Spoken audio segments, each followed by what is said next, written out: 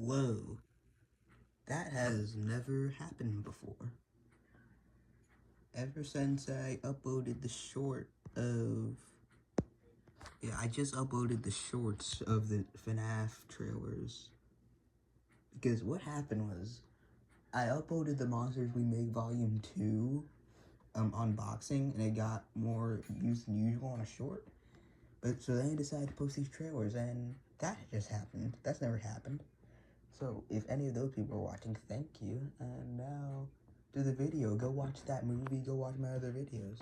Okay, so I'm back again. I know I said I was gonna be back. I'm at my core attention. But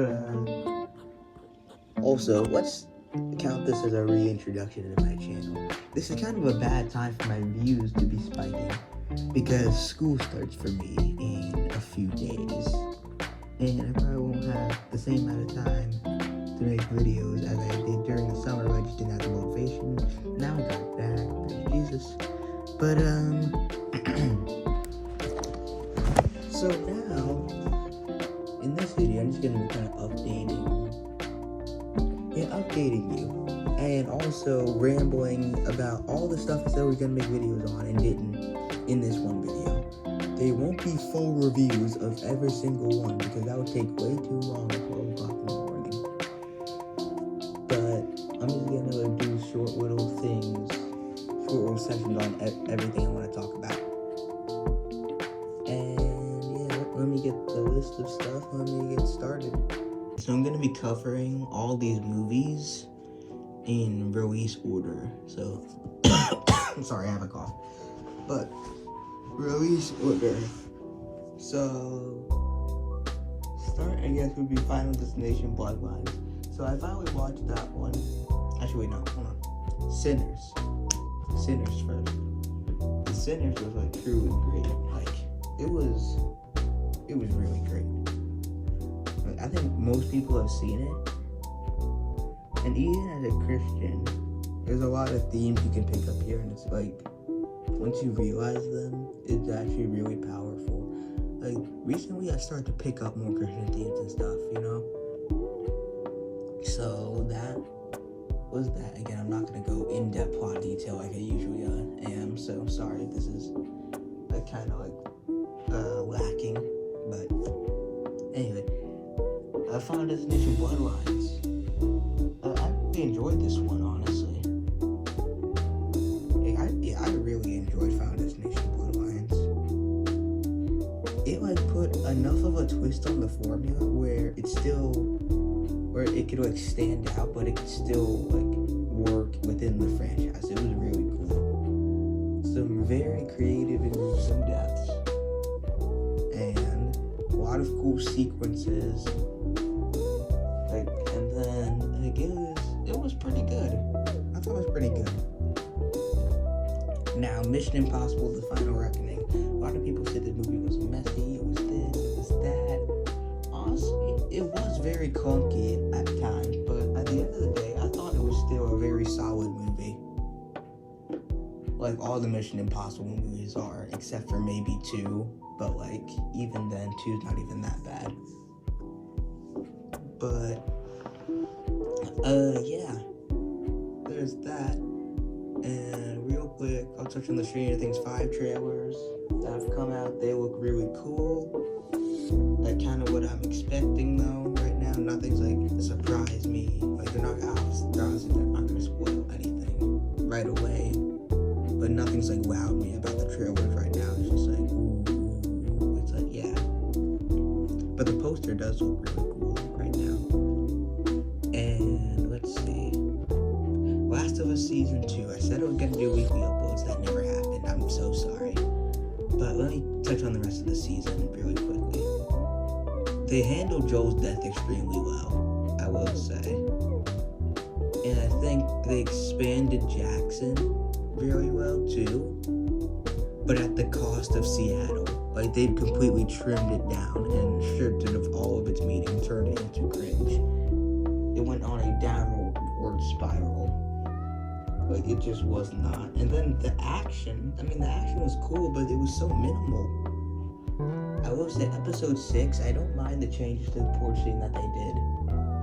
I feel like it was necessary, and I did really, I cried at that. Of course I did. But then the rest of it, I just feel like, and then it ended on like the cliffhanger of Act 1. Like, we're probably gonna switch to Abby's perspective now, but the show hasn't even done enough for me to even care about Abby's perspective. Well, I guess the same thing with the game, so I guess it is game accurate. So the whole season, like, an Abby's part is shorter than Ellie's, and Ellie's was trimmed down, so how much are they gonna expand or trim down Abby's part in this next season? And then they're gonna do season 4 probably too, which will be like the final act of the game, like after Seattle. So that will be like interesting, very interesting. So sadly, the season overall ended up being a disappointment, unfortunately. And let's see, next I'll touch on How to Train Your Dragon live action. I really liked it, simply because it was the exact same movie. My only problem with it is it's the exact same movie. Like, I'm so serious, almost bar for bar, it's the exact same movie, except like maybe like 3 or 4 scenes. Almost bar for bar. Like, straight copy and pasted the script. I mean, I feel like if you're gonna bring something to live action, this would be the thing to do it. But if you're not gonna change anything else, what's the point? It was still a very cool movie. But I thought the only real problem with it as a movie is I didn't care about the side characters as much in this one as I did the original movies. So that was a little bit disappointing, but I still thought it was pretty solid. I'll put on my score for everything at the end, by the way. Next. Let's see. Karate Kid Legends. I'm not going in those order, just remembering stuff. Karate Kid Legends. I can't say I didn't have fun with this movie, but it was still kind of disappointing. It was like a 90-minute long movie. About half, it was like a twist on the Karate Kid. A karate kid that is a master of karate is teaching this dad how to fight and fend off land sharks and get money. And then the other half is Jackie Chan, Mr. Han, and Daniel Russo training this kid for a little bit, and then he just goes to a tournament. It has an extremely flat, like, villain character. It's like Johnny on a diet discount. Like, it just did not work. And then the sensei, like, I can't even say he's underdeveloped. He's not developed at all.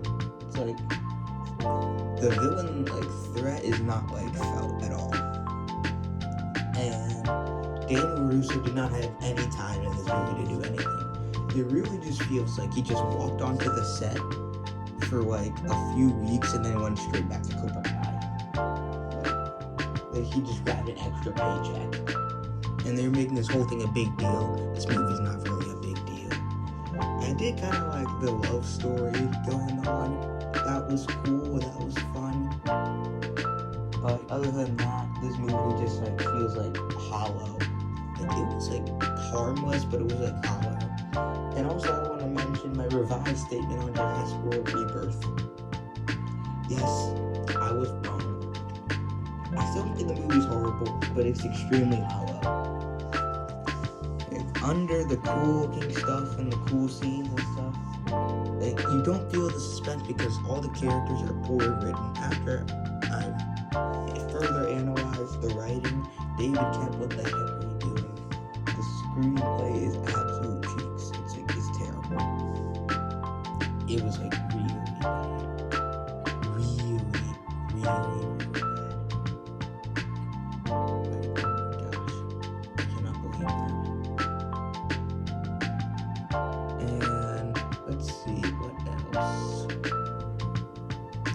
I'm reading off a community post that I posted like a month ago saying this would be a giant video reviewing everything. I mean, it technically is a video reviewing everything, it's just not a giant one.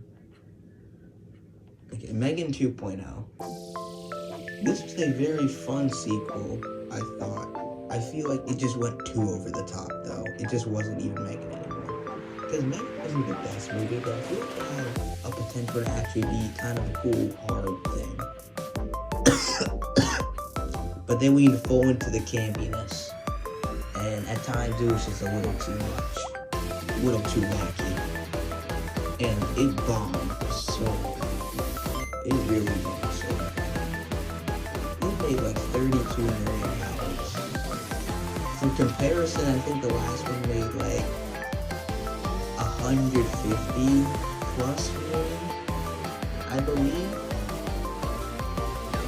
So yeah, that would be giant flop. But they have 2 guaranteed big successes in their hands next. They have the Black Phone 2 and Five Nights at Freddy's 2, which can segue me into the Five Nights at Freddy's 2 trailer section. I was shocked that you were like, honest. I was just not for a particular reason. So the thoughts in the trailer, it was really good. First of all, these animatronics by Jim Henson are amazing. They're just amazing. Like the Kraken shit thing is so great. Because we saw the Withers for the first time in this. They look absolutely terrifying, especially with the 2 trailers. And you can just tell from the vibe of the 2 trailers from this movie and the last movie. This just feels more action-packed, more suspenseful and scary than happens based off the vibe of the trailer, which gives me really a lot of fun. And I like the plot of the movie.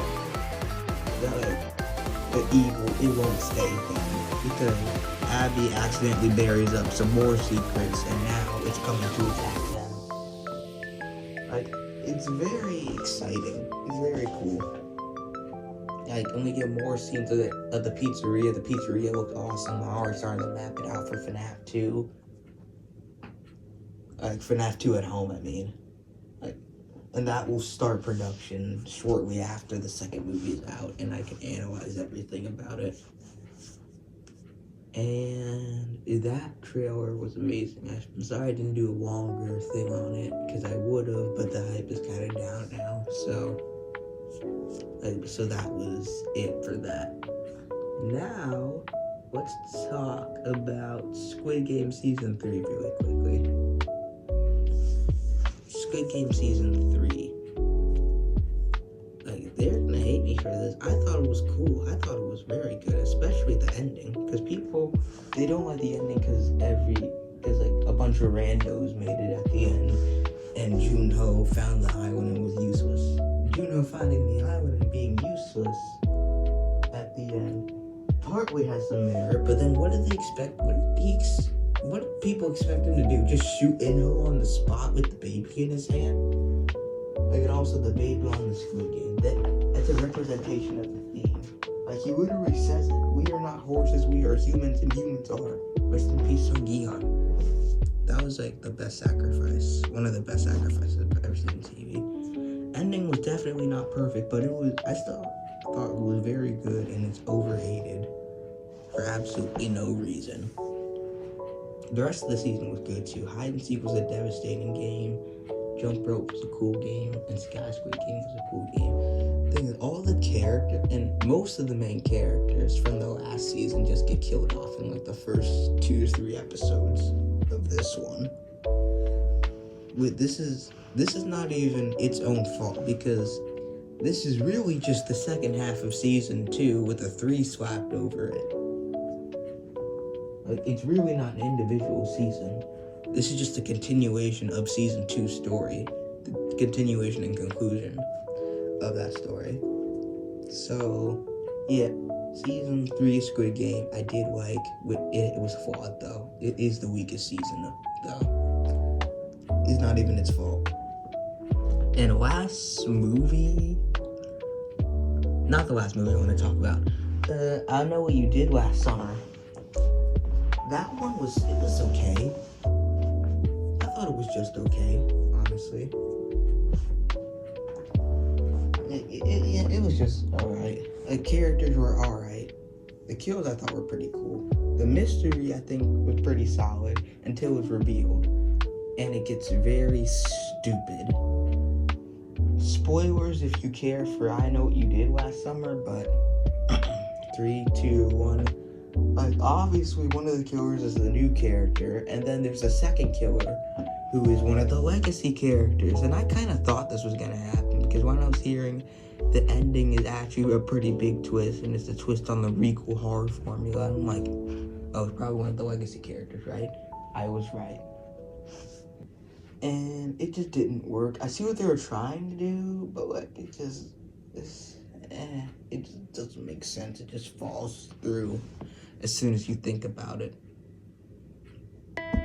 Like, it just falls through. That's insane.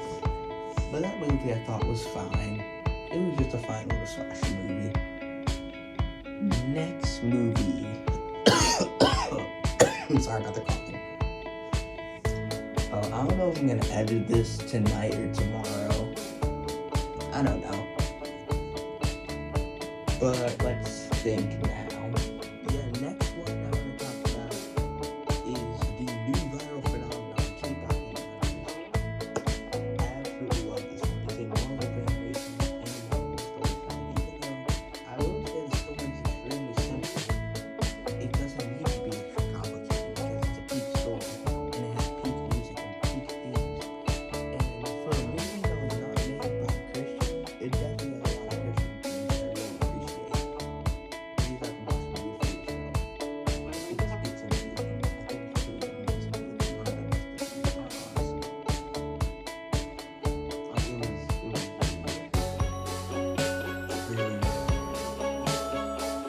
I would say it's like a peak movie in actuality. And it's good, but it's not like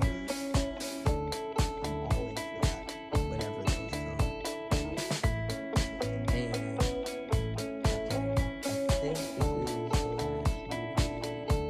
You know what I'm saying?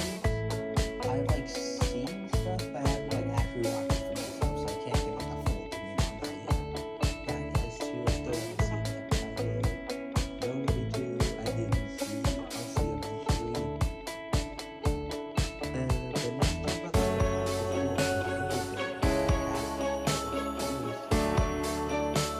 I do wish we actually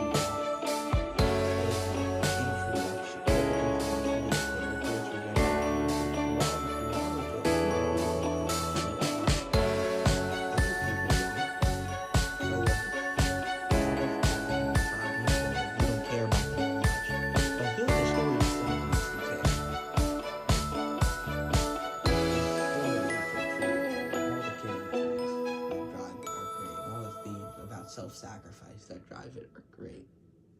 And I love Galactus. I love how he wasn't just a bad guy. He was more complex than that. So was the Silver Surfer. John stole the show. I loved it. Sue Storm was a very well-beloved character. Patrick Pascal was very good. I think he was the best roommate.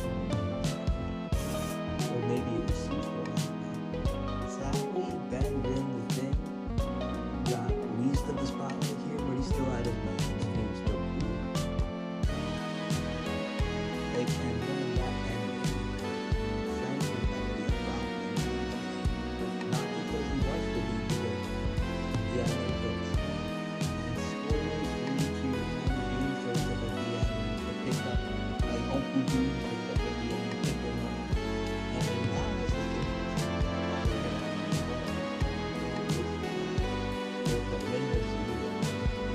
so like,